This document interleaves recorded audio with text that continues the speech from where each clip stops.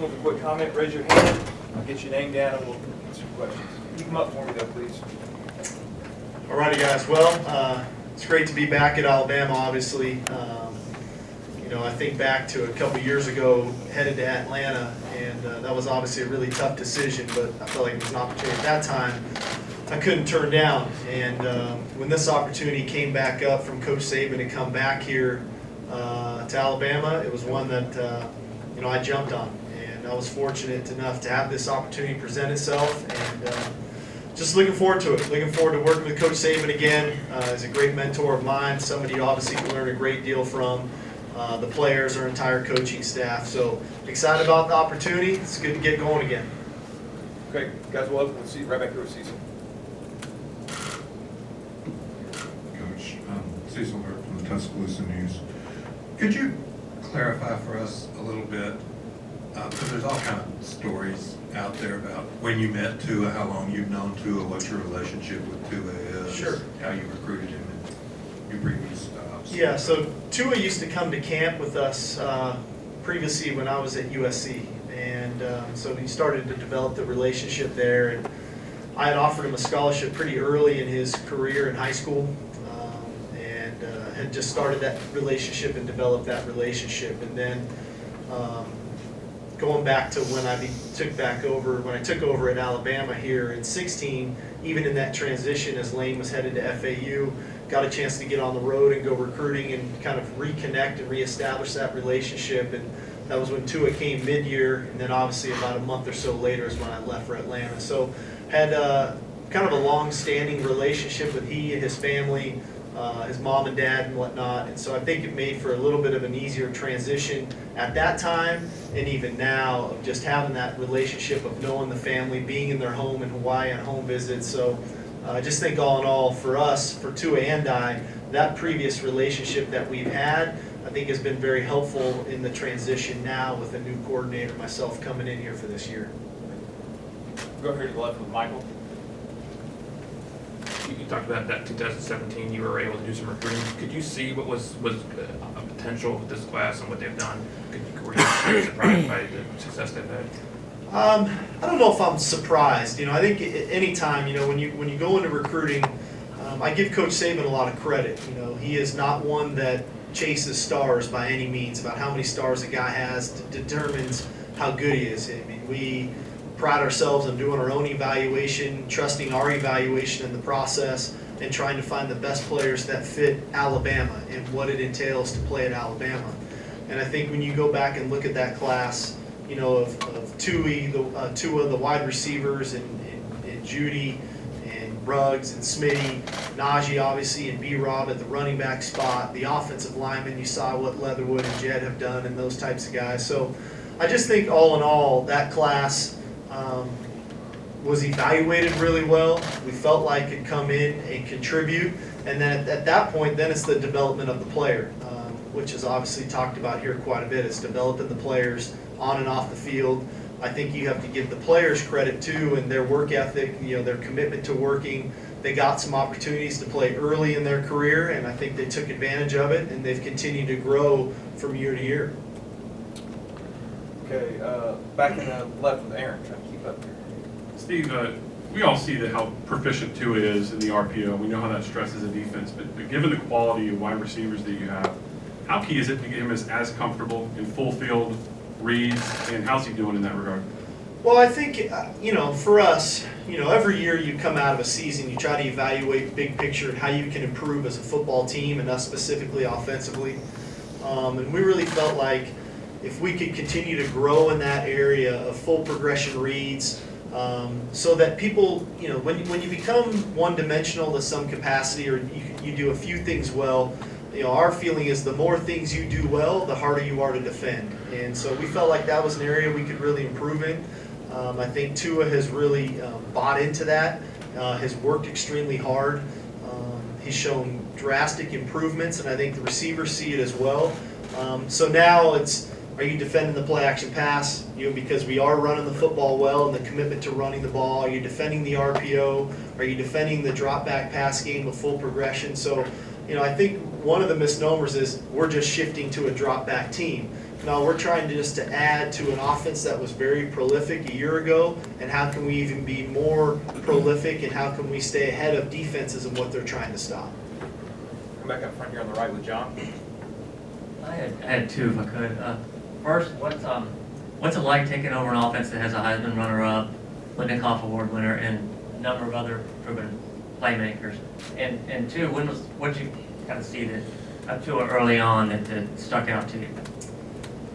Well, it's very similar. You know, when I went to Atlanta, they were just coming off, you know, going to the Super Bowl, and Matt Ryan was NFL MVP, and obviously Julio Jones. So I'm a little bit accustomed to stepping into this role of taking over an offense.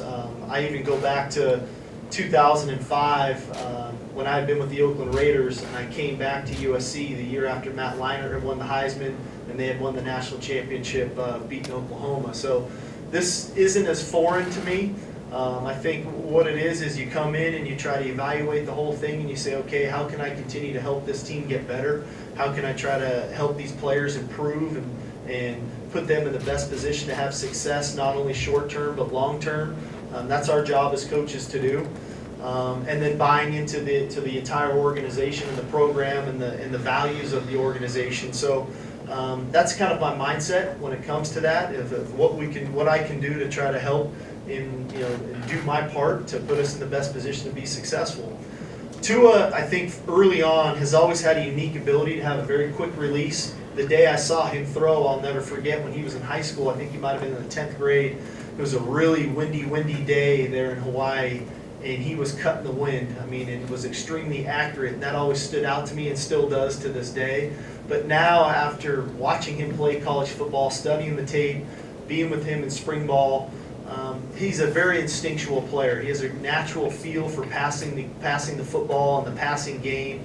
And so I think just on that note, I think those two things really stand out to me. Just first thought of his ability to stay accurate regardless of the elements, and his quick release, and then the instincts that he plays the position with. Let's down this side with that, Chris. Steve, you mentioned your familiarity with some of these wideouts from guys that you interacted with, recruited with. What about Jalen Waddle? I know it's early. What have been your observations of him? He's a very dynamic player. I mean, Jalen's the type of guy, if he gets the ball in space, he can score a touchdown almost at any moment. And I think he's a young man who works extremely hard. I mean, he has a high football IQ. He loves the game of football. He works at it. He wants to be as good as he can be, which are obviously all great qualities to have. But he's definitely a dynamic player who you have to continue to try to find ways to get the ball in his hands. Back to the left side with Ryan. Two questions. First, what did you learn most from your 1 year in the NFL?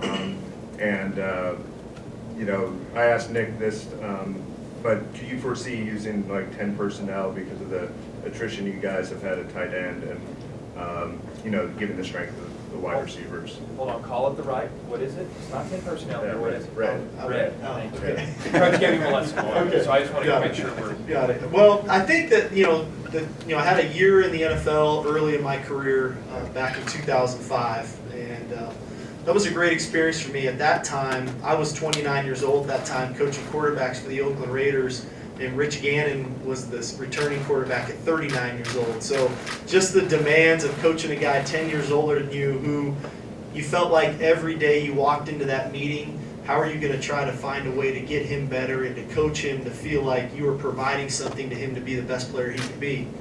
I mean, even in that spring, it was Jerry Rice and Tim Brown were the two wide receivers, and I'm the one up in there installing plays and whatnot. So that was an interesting process, but it helped me the second time around when I went to Atlanta a couple years ago.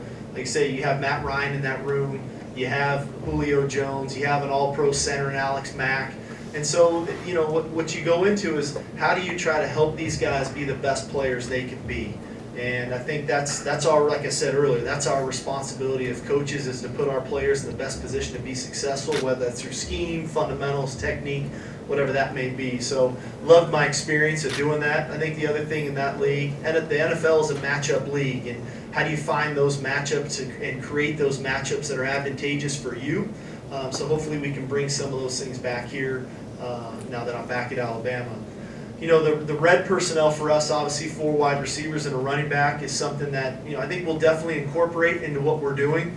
I'd be remiss to keep those 4 wide receivers, not on the field when it presents itself to be an advantageous situation. So, too many times if they're standing next to us on the sidelines, something's wrong, or we feel good about something else that's happening. But they're 4 very dynamic players. They're playmakers. They're competitive. They work hard.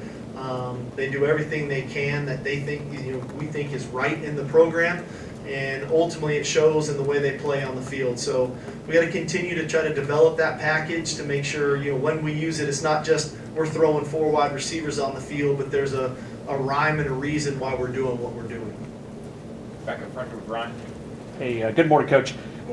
Curious if you could describe, maybe just kind of summarize your personal offensive philosophy in just a couple of words. Well, I think it starts in running the football. In my opinion, every year I've called plays in college football, I've always had a 1,000-yard rusher. So you have to have the ability to run the football. When you can run the football, you can play action pass. The play action pass game is a quarterback's best friend, to where defenses are trying to stop the run, and now you can create throwing lanes down the field for explosive plays, and then an efficient passing game, a high percentage completion type passing game where you get the ball in your playmaker's hands in space to go create plays. Go in the back with Chris Lowe. Hey, Steve. Hey, Chris.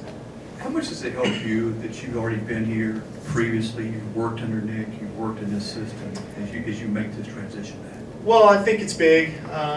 If you recall, when I was here in 2016, I really didn't arrive until after the first regular season game that year. So I was here for the regular season in an analyst role.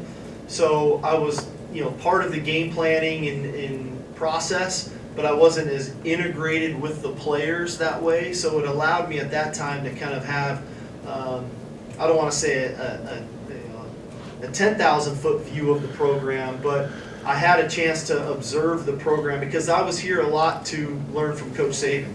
As much as I wanted to come and contribute, I wanted to learn as much as I could from a man who I had so much respect for from afar. And so I really came into that situation in 16 of trying to see how the program was ran and why things were emphasized and the way they were emphasized and when they were emphasized and what was important.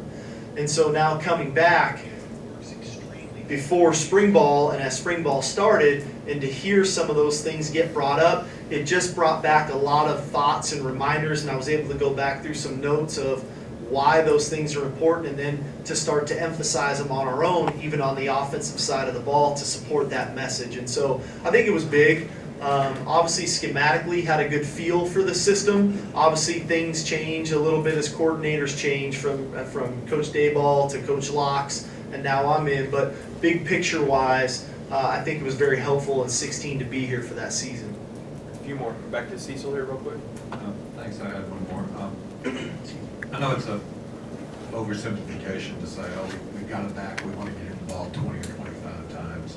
But do you see Najee having that capability to handle that? And also, I think he caught 1 ball last year. How are your running backs as receivers?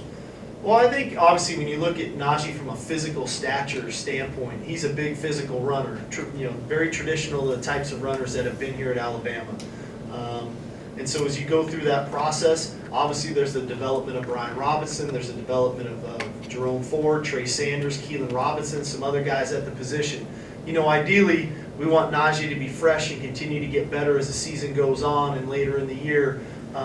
So you manage those number of carries, accordingly as the games go. There may be games when he is that total bell cow and we got to go the way we need to go to do what we need to do to win the game. There may be other games when it's not as many. Maybe we do find ways to get him the ball in the passing game and different things. I've been very impressed, I have to say, with the receiving ability of all of our backs so far. I thought Najee and Brian did a really nice job this spring of catching the ball out of the backfield. Early on, what I've seen from Trey and Keelan, they provide those same types of things. And that is something in this system, especially with me, the running backs as receivers out of the backfield are a big benefit for us, especially when we know there's going to be so much attention on the 4 wide receivers. I think we can create some good matchups there with our running backs. 2 more, we'll go AJ and then Alex. Keeping on with the running backs, when Trey Sanders decided to commit to Alabama, he spoke on his talents, being able to take him as a Heisman finalist in his freshman year. Can you talk about what you've seen from Trey Sanders, both as a person and as a player? I think Trey is an extremely hard-working young man. He's serious about football, and I think the majority of our players that choose to come to Alabama are serious about football and want to be great. And so everything I've seen out of him is he wants to be a great player. He wants to work extremely hard. We've got a long way to go. Obviously, we're 1 practice in. So, but just early thoughts on him is that he's a hard-working guy, serious about what he does. We're up here with Alex. You talked about your experience kind of in the NFL all over the place. You obviously have West Coast roots. How have you seen your offensive scheme evolve over the years, even to the point now where you're adding RPOs and other things like that? Yeah, it's interesting. You know, the game has evolved a lot from when I first got in 20 years ago to where we are today, just in general, whether it's NFL or college. You know, early on in my career, I was definitely a pro-style approach, West Coast passing game, 2-back running game guy. In my later years at Washington as a head coach, we started to transition to more, 3 wide receivers, even 4 wide receiver sets. We went to a complete no huddle my last year. We carried that to USC. Then the RPOs were coming in that time, right as I was leaving Washington, going to SC, and they've continued to evolve. Got to the NFL, incorporated some of those RPOs into the NFL game, but then learned a lot about the matchup game and why the matchup pieces are important to what you do. So I think we are forever evolving. The game of football ultimately is about being physical up front, being able to run the football, taking care of the football, and scoring when you have opportunities to score. So those things will never change in the game. How you get to all of those points are always forever evolving, and I think that's our job as coaches, to evolve, to put our players in the best position to be successful. All right, sorry, thank you. Okay, guys, thank you. Thank you.